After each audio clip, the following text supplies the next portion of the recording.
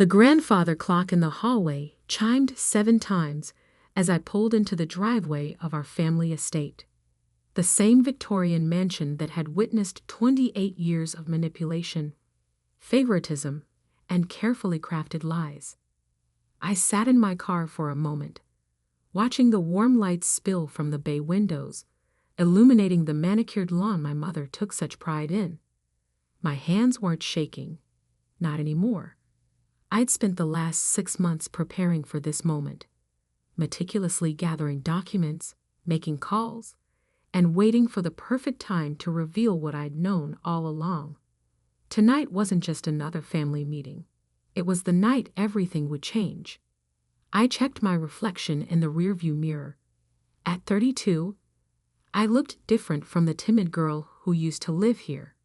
My dark hair was pulled back in a sleek bun, my charcoal suit pressed and perfect. I looked like what I was, a successful business owner, not the failure they'd labeled me as.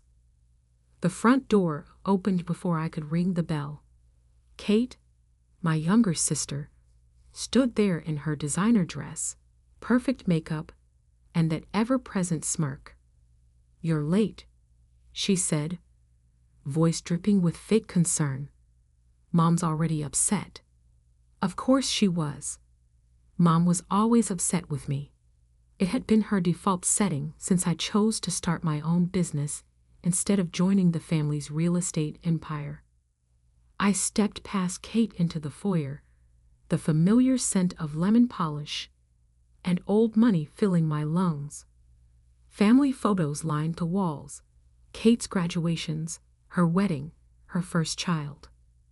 Mine had been removed years ago, right after I'd refused to sell my startup to fund Kate's third failed business venture. The living room fell silent as I entered. Mom sat in her usual spot, the high-backed leather chair that Dad had loved before he passed. Her steel gray hair was perfectly styled, her expression carved from granite. Uncle James and Aunt Patricia occupied the sofa, while their children, my cousins Michael and Sophie, perched on the window seat. "Finally decided to grace us with your presence, Alexandra?" Mom's voice could have frozen water. "We've been waiting 20 minutes. I took my seat at the far end of the room, placing my briefcase carefully beside me. Traffic was heavy downtown. I came straight from the office. Kate snorted. "You mean that little consulting thing you're still doing? I thought you'd have given up by now." "That little consulting thing," I said calmly, "just signed its 30th Fortune 500 client." "Ladies," Mom cut in sharply, "we're not here to discuss Alexandra's hobby. We're here because decisions need to be made about the estate." I felt my pulse quicken, but kept my face neutral. "Here it comes. Your father," Mom continued, "left certain provisions in his will that are now becoming relevant. The house, as you know, was meant to stay in the family, to be passed down to someone who would preserve the Barrett legacy." Kate straightened in her chair, practically preening. I fought the urge to smile. "We've discussed this as a family," Mom said, not looking at me. "And we've decided it's time for Kate to take full ownership. She has a proper family, a proper understanding of our values. She'll raise her children here, continue the tradition." "And me?" I asked quietly. Mom's lips thinned. "You've made your choices, Alexandra. You chose to abandon the family business to pursue your own path. You can hardly expect to benefit from the legacy you rejected." "So what exactly are you saying?" "I'm saying it's time for you to move on completely. Kate needs your rooms for the nursery. We'd like you to pack your remaining things and leave your keys by the end of the week." The room was so quiet you could hear the antique clock ticking on the mantel. Kate's smirk had grown into a full smile, and Uncle James was nodding approvingly. I reached for my briefcase, feeling the weight of the documents inside. 6 months of investigation, of quiet legal meetings, of uncovering what Dad had really done before he died. "That's an interesting decision," I said, my voice steady. "Especially considering Dad already transferred the deed to me 3 years ago." The silence shattered. Mom's face went white.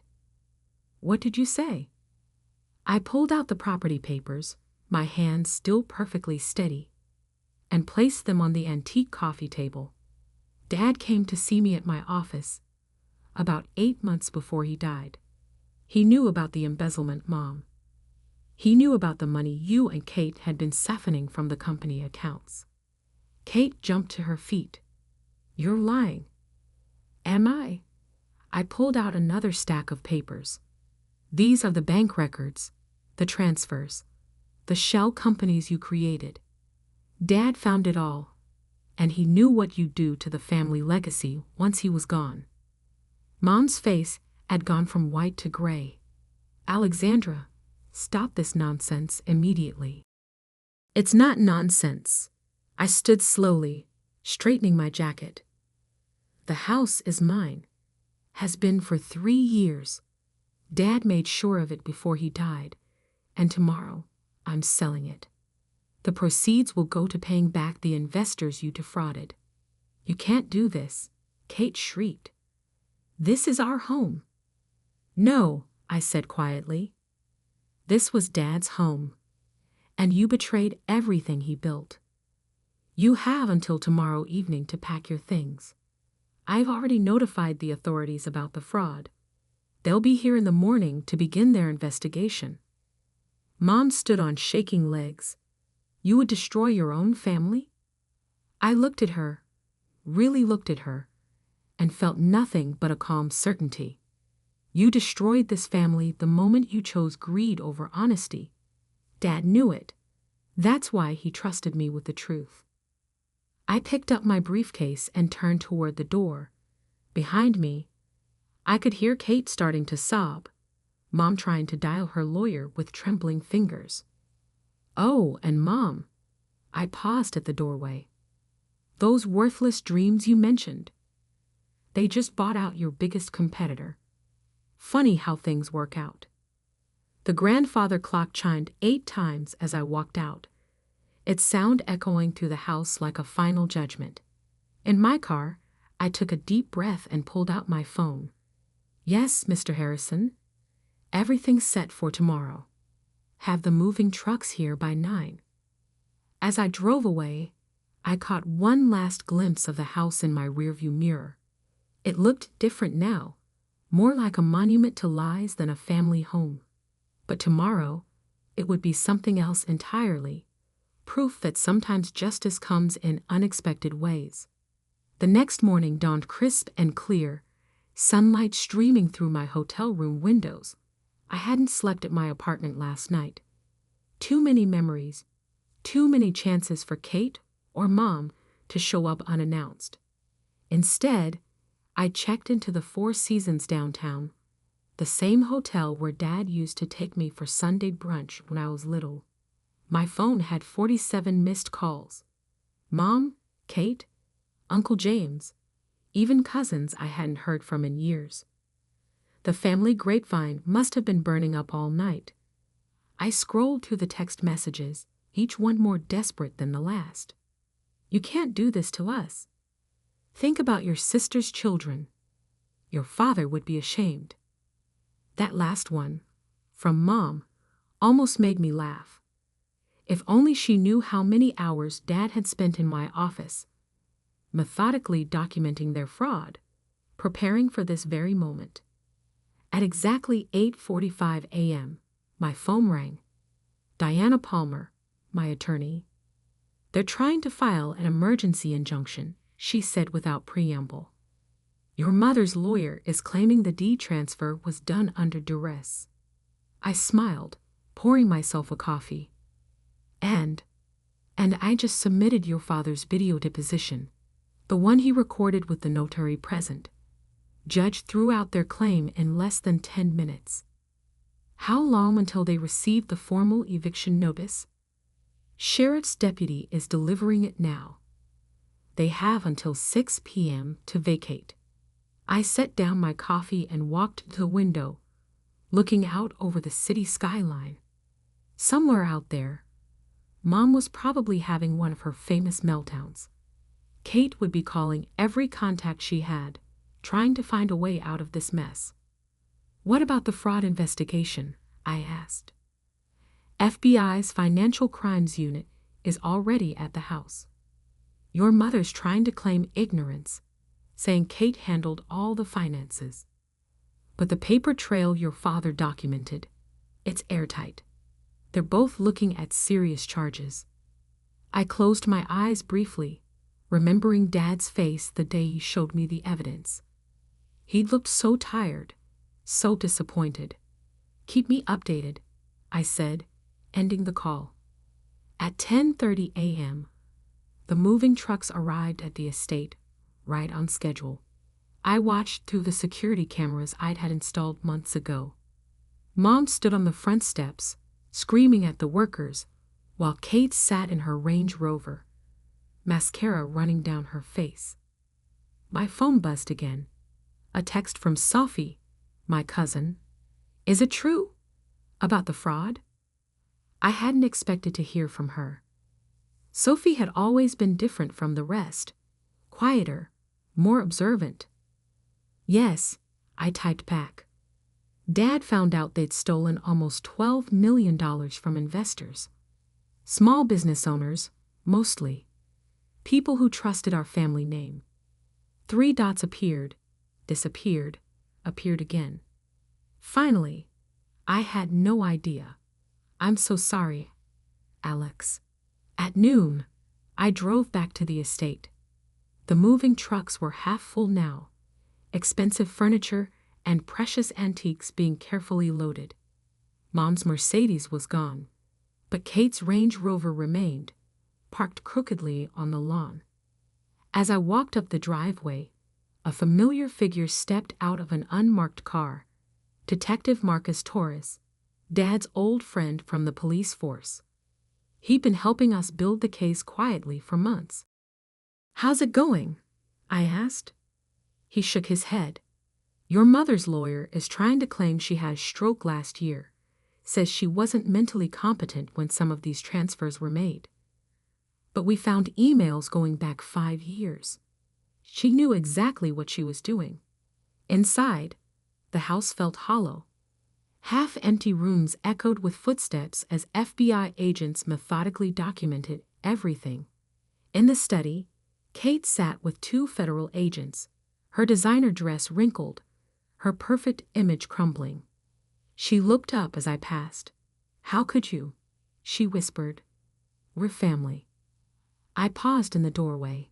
Family doesn't steal from innocent people, Kate. Family doesn't destroy everything their father built just to fund shopping sprees and fake charity foundations. "Dad loved me more," she spat, sudden venom in her voice. Everyone knew it. I was supposed to get everything. I pulled out my phone, clicked play on a video I'd watched 100 times. Dad's voice filled the room, recorded just weeks before his death. "Kate, if you're watching this, I want you to know I saw everything. The transfers, the fake accounts, the way you and your mother manipulated our clients. Alexandra isn't just getting the house. She's getting everything because she was the only one who stayed true to our values." Kate's face crumpled. The federal agents exchanged glances. By 4 p.m., most of the house had been cleared. In the kitchen, I found a photo album shoved in the back of a drawer. Pictures of happier times, family vacations, Christmas mornings, Dad teaching me to ride a bike, while Mom actually smiled. "Miss Barrett?" A young FBI agent appeared in the doorway. "We found something in the basement safe. Documents about other properties, offshore accounts. It's bigger than we thought." I nodded slowly. "I know. Dad found those too. That's why he started documenting everything. Your father was a smart man." "Yes," I said softly. He was. As the sun began to set, I stood in the empty foyer one last time. The grand staircase that had once seemed so imposing now just looked tired. The crystal chandelier cast dancing shadows on walls stripped of their family portraits. My phone buzzed. A text from Mr. Harrison, the developer. All set for tomorrow's closing. Buyers are excited about converting the property into a community center. I smiled. Dad would have liked that. The house that greed almost destroyed becoming something that would actually help people. Outside, Kate's Range Rover was finally pulling away, packed with whatever she'd managed to save from the federal seizure. She didn't look back.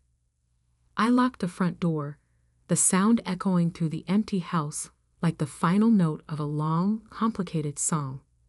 Tomorrow, everything would change again. But tonight, in the growing darkness, I could almost hear Dad's voice. You did good, kiddo. You did good.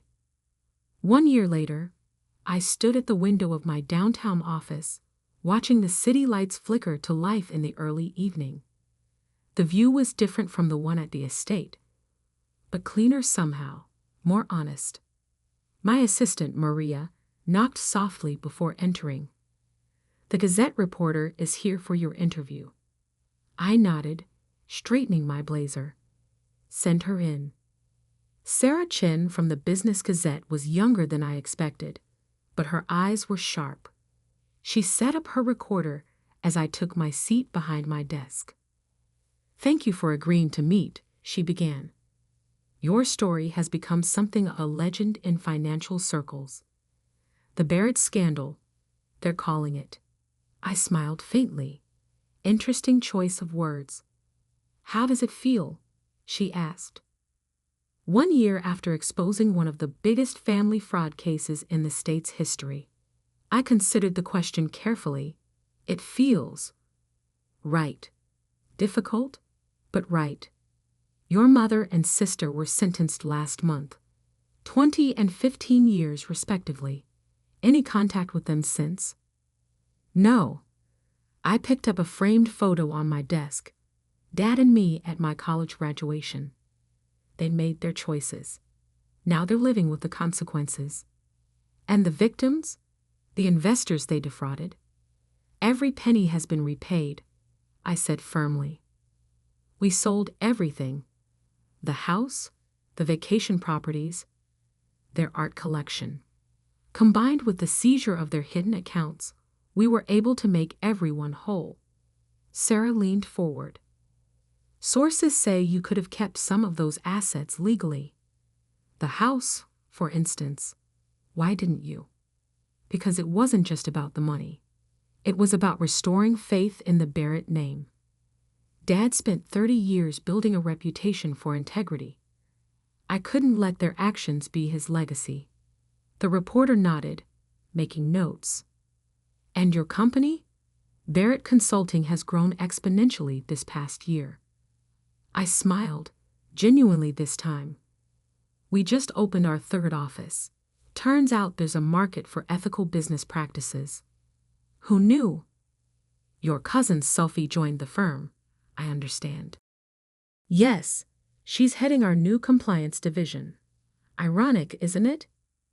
After the interview, I walked to the community center, the former Barrett estate. The renovation had transformed it completely. Where there had once been cold marble and imposing artwork, there were now bright walls covered in children's paintings. The grand dining room was a library. Kate's precious designer kitchen hosted cooking classes for underprivileged youth. Ms. Barrett. Jenny, the center's director, waved me over. The after-school program kids made you something. She handed me a hand-drawn card. On the front, in wobbly letters, thank you for giving us a home. I'd blinked back unexpected tears. My phone buzzed. A text from Sophie. Just landed another whistleblower case. Major tech company. You were right about there being more people like us out there. That evening, I visited Dad's grave. The autumn air was crisp, leaves crunching under my feet as I placed fresh flowers by his headstone. "You should see it, Dad," I said softly. "The house is full of laughter now. Real laughter, not the fake kind from Mom's dinner parties. And the business? We're doing it right. The way you taught me." A gentle breeze rustled the trees. I pulled my coat tighter and continued. "Kate had her baby in prison last month. A girl. Mom's lawyer says she's still claiming innocence, still blaming everyone else. Some things never change." I sat on the cold ground, not caring about my expensive suit. The reporter today asked if I regret it. Exposing everything, destroying the family. But that's not what I did, is it? They destroyed the family. I just brought the truth to light. My phone buzzed again. Another text from Safi. "Emergency client meeting tomorrow. Major bank, possible fraud. You in?" I smiled, typing back. "Always." Standing, I'd brushed off my clothes and touched Dad's headstone one last time. The Barrett name means something different now. Something better. As I drove home, I passed the old country club where Mom used to parade Kate and me around like trophies. The membership had been one of the first things to go after the scandal broke. Now I heard they'd started a scholarship program for underprivileged kids. Change ripples outward, touching everything in its path. In my apartment, a modest 2-bedroom downtown, nothing like the mansion I'd grown up in, I poured a glass of wine and opened my laptop. Dozens of emails from potential clients, all seeking help exposing corporate wrongdoing. The irony wasn't lost on me. Mom and Kate's actions had inadvertently created exactly what Dad always wanted: a platform for doing good. A final text came through as I was getting ready for bed. An unknown number. "You think you won, but family is forever. K." I didn't bother responding. Kate was right about one thing. Family is forever, but not the way she meant it. Real family is built on trust, on integrity, on doing what's right even when it hurts. Dad taught me that. And in the end, I'd proven to be my father's daughter after all. The next morning, I walked into my office early, just as the sun was rising over the city. Maria was already there, preparing for the day. "Ready for the new client meeting?" she asked. I smiled, thinking of all the twists and turns that had led to this moment. Always ready. We've got work to do. Because that's the thing about truth. It doesn't just set you free. It gives you purpose. And sometimes, purpose is the best revenge of all.